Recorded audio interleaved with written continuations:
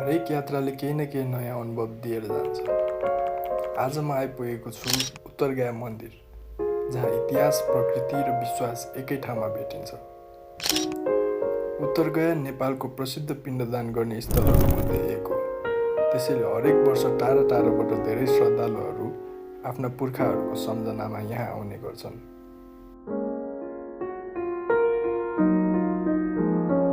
मन्दिर वरिपरिका हरियाली खेतहरूमा स्थानीयहरू आफ्नै काममा व्यस्त देखिन्छन्।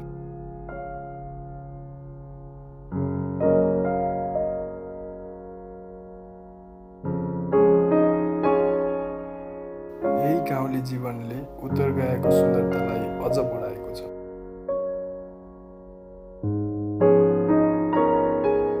यही परिसरमा शिव मन्दिर, पञ्चमुखी हनुमान मन्दिर लगायत अन्य धार्मिक स्थलहरू रहेका छन्।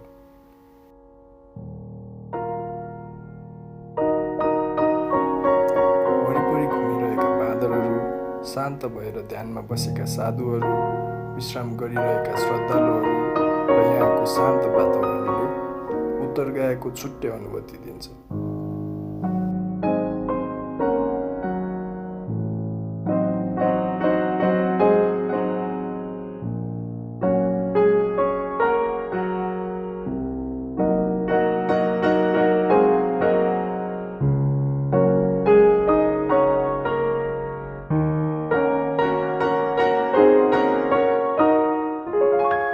यहाँ रहेका देवी देवता, मूर्तिहरू र परम्परागत बनावटले यस ठाउँको धार्मिक र सांस्कृतिक महत्त्व झल्काउँछ।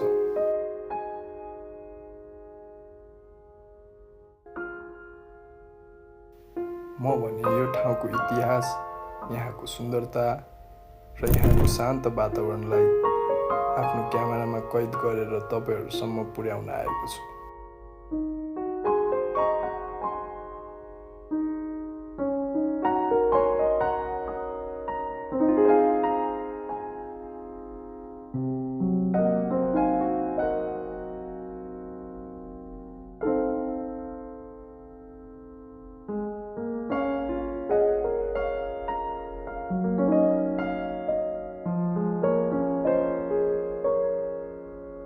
अन्त्यमा निरन्तर बगिरहेको खोला र त्यसमा रमाउँदै हाम फालिरहेका बच्चाहरू देख्दा लाग्छ जीवन भनेको सम्झना, विश्वास र खुसीलाई सँगै लिएर अगाडि बढ्नु रहेछ। त्यही हो उत्तरगया, जहाँ हरेक यात्राले एउटा नयाँ अनुभव र एउटा मिठो सम्झना छोड्छ।